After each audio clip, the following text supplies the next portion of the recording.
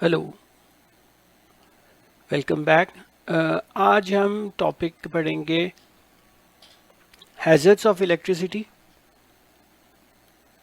Electricity के नुकसानात और safe use of electricity या प्रिकॉशंस क्या यूज़ कर सकते हैं हम इलेक्ट्रिसिटी के हैज़र्ड से बचने के लिए, राइट। सबसे पहले तो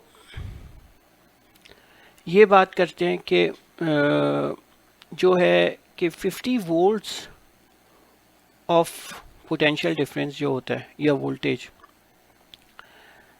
या 50 मिली एम्पेयर्स करंट जो है वो फेटल है ह्यूमन लाइफ के लिए। ठीक है, हमारे इंसानों के लिए ये फेटल है यानी जानलेवा है, राइट। अब बेसिकली होता क्या है कि लेट्स से ये हमारे पास लाइव वायर है, राइट, और इसके अंदर जो है बेसिकली चार्जेस आ रहे होते हैं जिनके पास खुद एनर्जी होती है और फिर वो एनर्जी लेके आते हैं और इस रेजिस्टेंस में देते हैं और डिसिपेट करते हैं, जिसकी वजह से हमें रोशनी मिलती है या हीटिंग मिलती है। और ये सारी चीज़ें लाइट हो सकती है, हीट हो सकती है और मैकेनिकल एनर्जी हो सकती है जो हमने एक्सप्लेन की थी पहले। ठीक है, तो और फिर ये रिटर्न हो जाती है अपने जब वापसी का पाथ मिलता है उसको, तो ज़ीरो पोटेंशियल पे, लो पोटेंशियल पे वो रिटर्न हो जाती है एनर्जी डिसिपेट करके, राइट। तो इस वक्त जो है बहुत एनर्जी होती है इलेक्ट्रॉन्स के पास, फिर जब ये इधर से गुजर के एनर्जी डिसिपेट करके वापस जा रहे होते हो तो उनके पास एनर्जी नहीं होती है। जनाब, अब अगर लेट्स से मैं अगर ये कहूँ कि यहाँ से इलेक्ट्रिसिटी गुजरने के बजाय अगर मैंने यहाँ पर कोई वायर रख दिया या शॉर्ट कर दिया इसके पाथ को, तो होता क्या है, बहुत ज़्यादा करंट इसमें से गुजरना शुरू हो जाता है। ये कंडीशन को क्या कहते हैं कि हमने शॉर्ट सर्किट कर दिया करंट को, करंट शॉर्ट सर्किट हो गया। ना ये कि वो रेजिस्टेंस से गुजरेगा, डेफिनेटली करंट नहीं चाहता कि वो रेजिस्टेंस से गुजरे अपने लोअर पोटेंशियल पे जाने के लिए, वो चाहता है कि शॉर्टेस्ट पाथ ले, लो रेजिस्टेंस का पाथ ले। अब जनाब ये अगर एक सिंपल वायर लगा दिया तो इस वक्त तो यहाँ पे इसको कोई रेजिस्टेंस नहीं मिलेगी, तो सारा का सारा जो करंट है ना ये कि दूसरी डिवाइसेस में से गुजरे, वो डायरेक्टली इधर से शॉर्ट सर्किट होकर अपने न्यूट्रल की तरफ जाएगा। इस कंडीशन में क्या होता है, बहुत ज़्यादा करंट जो है वो लाइव वायर के अंदर आ जाता है, जिसकी वजह से होता क्या है कि हीटिंग इफेक्ट बहुत ज़्यादा हो जाता है, बहुत ज़्यादा हीट प्रोड्यूस हो सकती है, फायर हो सकता है। तो ये शॉर्ट सर्किट के अंदर ये होता है कि फायर की कंडीशन हो जाती है। शॉर्ट सर्किट की दूसरी कंडीशन क्या है कि एक हमारे पास लाइव वायर है, राइट, ठीक है, और ये न्यूट्रल वायर है। लेट्स से ये किसी जगह पे पास कर रहे हैं, इन दोनों के दरमियान होती है, इसके ऊपर होती है इंसुलेशन। ये कॉपर है, ठीक है, इसके ऊपर एक लेयर होती है रबड़ की या पीवीसी की, और फिर इसके ऊपर भी एक और लेयर होती है, डबल लेयर होती है XLP। ये एक और लेयर है, यानी दो लेयर्स ऑफ प्रोटेक्शन होती है, इंसुलेटर्स होते हैं। यानी अगर ये लेयर्स नहीं रहेंगे तो अगर कोई बंदा इसको पकड़ेगा तो उसको करंट लगने के या शॉक लगने के चांसेस है, तो इसलिए हम लाइव वायर को इंसुलेट करते हैं। अब जनाब होता क्या है कि कभी कभार ऐसा होता है कि लेट्स से ये न्यूट्रल या लाइव वायर की इंसुलेशन डैमेज हो जाती है। जब ये इंसुलेशन डैमेज हो जाती है तो हमें पता नहीं चलता, तो फिर अगर कोई सा भी न्यूट्रल इससे कनेक्ट हो जाए तो होगा क्या कि करंट जो है वो इस रेजिस्टेंस में से नहीं गुजरेगा, बल्कि ये जो है इंसुलेशन यहाँ पे डैमेज हुई हुई थी, इंसुलेशन डैमेज हुई हुई थी न्यूट्रल की। तो अब होगा क्या कि लाइव वायर इसमें से गुजरने के बजाय इस रेजिस्टेंस से पास होने से पहले ही न्यूट्रल के अंदर चला जाएगा, जिसकी वजह से बहुत ज़्यादा करंट जो है लो रेजिस्टेंस पाथ लेगा। ना ये कि आगे के सर्किट में जाए और रेजिस्टेंस वाला पाथ है वो सारा का सारा यहाँ से रश करेगा, तो इस वजह से हमारे पास क्या हो जाती है, बर्निंग हो जाती है, फायर हो जाता है। बहुत ज़्यादा करंट गुजरेगा तो फायर हो जाता है, तो that is what we call short circuit, इसे हम शॉर्ट सर्किट कहते हैं। अब दूसरी जो हैज़र्ड है वो है डैम्प यानी मॉइस्चर, यानी अगर बहुत ज़्यादा पानी है तो फिर क्या होता है। असल में ह्यूमन स्किन जो है, ड्राई स्किन है, बहुत ज़बरदस्त इंसुलेटर है, राइट। ये अलाउ नहीं करती। ड्राई स्किन की इंसुलेशन है 100,000 ओम्स, 100,000, 100 के। लेकिन जब इसको हम ड्राई स्किन को अगर हम पानी लगा दें तो उसकी जो रेजिस्टेंस है बहुत ज़्यादा डिक्रीज हो जाती है। जब रेजिस्टेंस बहुत ज़्यादा डिक्रीज हो जाएगी तो लेट्स से वंस अगेन ये हमारे पास सर्किट है, ठीक है। और अगर किसी ने यहाँ पे टच कर लिया और वेट हैंड से टच किया, गीले हाथों से टच किया, तो रेजिस्टेंस की वैल्यू क्या हो जाएगी? बहुत ही कम है। तो करंट वंस अगेन इस जगह से जाने की जगह यहां से इस बंदे के थ्रू, ये ह्यूमन है लेट्स से, और इससे ये जमीन के अंदर जाने लगेगा। तो ये जो है इंसान कंडक्टर बन जाएगा और इसको शॉर्ट पॉसिबल पार्ट मिलेगा, जिसकी वजह से इलेक्ट्रोक्यूशन हो जाती है या इंसान मर सकता है, दैट इज फेटल। तो हमेशा जब भी इलेक्ट्रिसिटी के अंदर काम करें, एक तो हाथ ड्राई होने चाहिए, ग्लव्स का इस्तेमाल होना चाहिए, और इस तरीके से हम अपने आप को प्रोटेक्ट करते हैं इलेक्ट्रिसिटी से। और अब हम पढ़ते हैं कि सेफ यूज़ क्या होता है, safe use of electricity in the houses. So basically हम लोग यूज़ करते हैं फ्यूजेस एक, ठीक है। फिर दूसरी चीज़ यूज़ करते हैं सर्किट ब्रेकर्स और अर्थ का वायर, ठीक है। अब ये तीनों चीज़ें हम जल्दी से समझने की कोशिश करते हैं। फ्यूज़ क्या होता है? ये लाइव वायर के अंदर हम एक फ्यूज़ लगा देते हैं। लेट्स से 5 एम्पेयर का फ्यूज़ है, इसके अंदर एक पतला सा वायर होता है, ठीक है। इस वायर के अंदर अगर 5 एम्पेयर से ज़्यादा का करंट गुजरेगा तो ये वायर क्या हो जाएगा? मेल्ट कर जाएगा। जब ये मेल्ट कर जाएगा तो आगे जो है वो सर्किट नहीं मिलेगा। ये लाइव वायर जो हमारे पास सोर्स से आ रहा था, यानी गवर्नमेंट के उसके थ्रू आ रहा था, फिर उधर हमने फ्यूज़ लगा दिया और ये लाइव वायर जाएगा आपकी रेजिस्टेंस के अंदर, और फिर यहाँ से ये न्यूट्रल वायर जा रहा होगा, ये न्यूट्रल।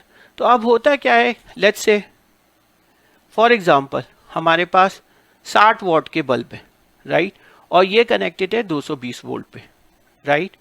अब 60 वॉट के बल्ब है, 220 है। लेट्स से मैंने अभी 8 बल्ब लगा दी, 8 बल्ब्स, ओके। तो होगा क्या? 8 बल्ब्स इस तरीके से लगेंगे,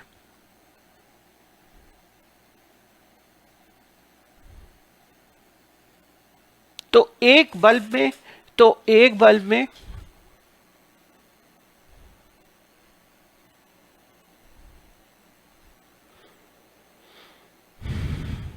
एक बल्ब में करंट कितना जा रहा होगा? अब आप देखें V is equals to I R. Voltage कितनी है? 220, और रेजिस्टेंस आपके पास है 60। तो करंट कितना हो गया आपके पास?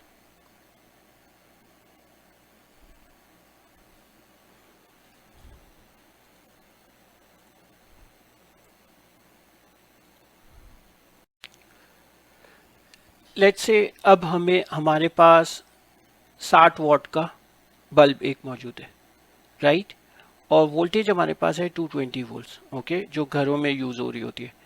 तो अब अगर हम करंट निकालना चाहें इससे, तो power is equals to V into I का फॉर्मूला यूज़ करेंगे, ठीक है। तो पावर कितनी है? 60 वॉट्स, वोल्टेज है 220, और करंट कितना आ जाएगा आपके पास? Almost 0.45 amperes, okay. अब लेट्स से एक सर्किट के अंदर इस तरीके से हमारे पास 10 बल्ब्स हैं, ठीक है, 10 बल्ब एक सर्किट के अंदर है। तो होगा क्या? टोटल करंट कितना यूज हो रहा होगा?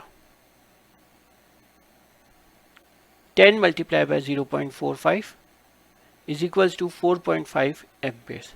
तो अब कुछ इस तरीके से बनेगा। लेट्स से ये वोल्टेज है 220 वोल्ट्स, तो इस तरीके से हमारे पास 10 बल्ब्स लगे हुए सीरीज के अंदर, और ये सर्किट है, ओके। तो टोटल हमें यहाँ से जो करंट चाहिए वो कितना चाहिए? 4.5 एम्पेयर्स। तो आप यहाँ पे फ्यूज़ कितने का लगाते हैं? लेट्स से ये फ्यूज़ है यहाँ पर, तो फ्यूज़ आप 5 एम्पेयर्स का, नॉर्मली क्या करते हैं कि 20% ज़्यादा रख के लगा देते तो तकरीबन 5 एम्पेयर का फ्यूज़ इस जगह पे लगा देंगे। अगर करंट ज़्यादा यूज़ होना शुरू हो गया, लेट्स से कोई शॉर्ट सर्किट हो गया, लेट्स से यहाँ पे कोई शॉर्ट सर्किट हो गया, तो करंट डेफिनेटली बहुत ज़्यादा आना शुरू हो जाएगा। लेट्स से ज़्यादा करंट हो गया 15 एम्पेयर, 20 एम्पेयर, 25 एम्पेयर, और शायद ज़्यादा भी हो सकता है। शॉर्ट सर्किट की केसेस में तो किलो एम्पेयर्स तक भी चला जाता है करंट। तो ये फ्यूज़ जो है खुद ब खुद जो है डैमेज हो जाएगा और सर्किट जो है ब्रेक हो जाएगा, जिसकी वजह से फायर नहीं होगी। तो ये एक सेफ्टी प्रिकॉशन है, ठीक है। तो फ्यूज़ की सिलेक्शन डिपेंड करती है जो आप इक्विपमेंट्स यूज़ कर रहे हैं, फिर आप फ्यूज़ को निकाल के इसको रिप्लेस करते हैं। पहले तो फॉल्ट को दूर करते हैं कि किस वजह से शॉर्ट सर्किट हुआ। सबसे पहले फॉल्ट को दूर करेंगे, फिर उसके बाद आप फ्यूज़ को रिप्लेस करेंगे, क्योंकि अगर आप फिर से फ्यूज़ लगाएंगे तो फिर से फ्यूज़ वो जो है ब्लो अप हो जाएगा या बर्न हो जाएगा। अब हम टॉपिक पढ़ते हैं सर्किट ब्रेकर्स। सर्किट ब्रेकर्स किस तरीके से काम करते हैं? सर्किट ब्रेकर्स भी बिल्कुल फ्यूज़ की तरह है, लेकिन सर्किट ब्रेकर्स की असेंबली कुछ इस तरीके से है कि लेट्स से ये एक यहाँ से लाइव वायर आया,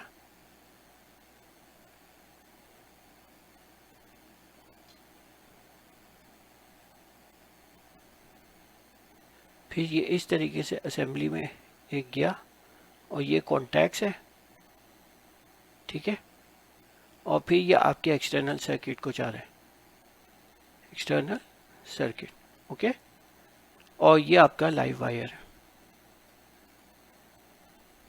ये इलेक्ट्रिसिटी जब पास होगी तो डेफिनेटली ये लेट्स से यहाँ से यूं जा रही है, तो राइट हैंड थंब रूल और ग्रिप रूल जो हमने पढ़ा था, तो इस वजह से ये यहाँ पे बन जाएगा। लेट्स से ये यहाँ पे पिवट है और ये ये पिवट है, यानी ये मूव कर सकता है, राइट। तो होगा क्या, अब आपको जैसे ही ये लाइव वायर इसमें से गुजरेगा तो ये इलेक्ट्रोमैग्नेटिज्म इसके अंदर आ जाएगी, राइट, और ये मैग्नेट बनेगा। लेकिन ये इतना पावरफुल मैग्नेट नहीं होगा कि ये इस कॉन्टैक्ट को जो है वो ब्रेक कर सकते हैं एक सर्टेन अमाउंट ऑफ करंट तक। लेकिन अगर वो करंट की वैल्यू उससे ज़्यादा होती है तो उसमें इतनी ज़्यादा मैग्नेटिज्म हो जाएगी कि वो ये कॉन्टैक्ट को अपनी तरफ पुल कर लेगा। ये कॉन्टैक्ट नंबर ए और कॉन्टैक्ट नंबर बी है।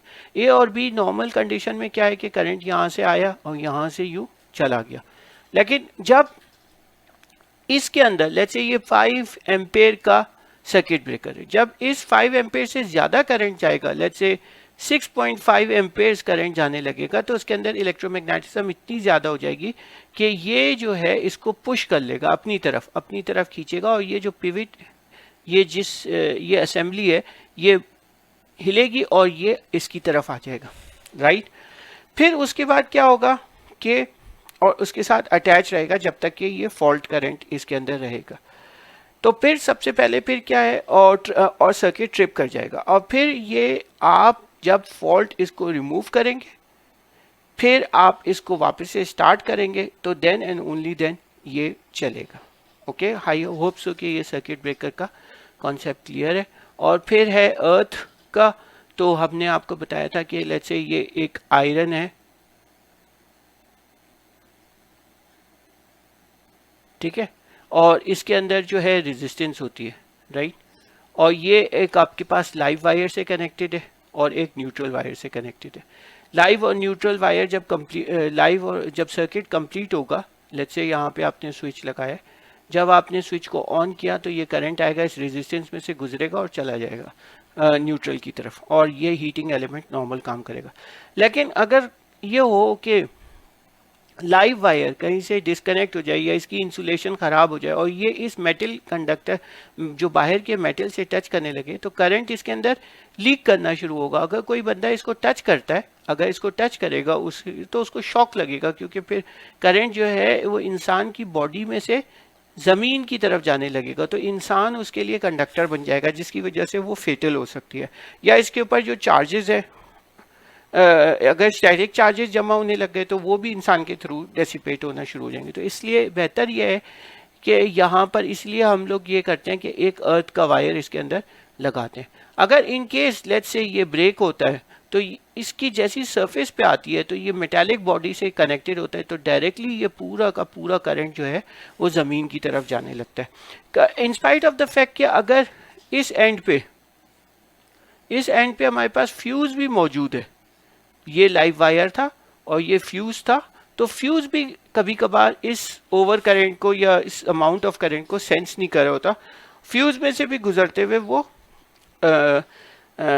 आयरन की तरफ आ जाता है। लेकिन जब अर्थिंग का वायर लगा हुआ होगा तो बहुत ज़्यादा करंट जो है वो जीरो पोटेंशियल की तरफ लो रेजिस्टेंस से जाने लगेगा। तो जब बहुत ज़्यादा, लेट्स से ये 5 एम्पेयर का करंट, 5 एम्पेयर का फ्यूज है और फॉल्ट जो है वो डिटेक्ट नहीं कर रहा 5 एम्पेयर्स को, लेकिन जब इन द केस कि वो अर्थिंग से कनेक्ट हो जाएगा तो ज़्यादा इनरश करंट आएगा। वो इनरश करंट इतना ज़्यादा होगा कि फिर फ्यूज़ को ब्रेक कर देगा। तो इस वजह से अर्थिंग वायर लगाते ताकि अगर कोई करंट की लीकेज हो तो वो करंट आसानी से जीरो, उसको कम रेजिस्टेंस मिले, वेरी लिटिल रेजिस्टेंस के साथ वो ज़मीन की तरफ चले जाए, ना ये कि इंसान से होते हुए वो ज़मीन की तरफ जाए। Okay, thank you very much, and this completes the topic of electricity right now. अब हम स्टार्ट करेंगे न्यूमेरिकल।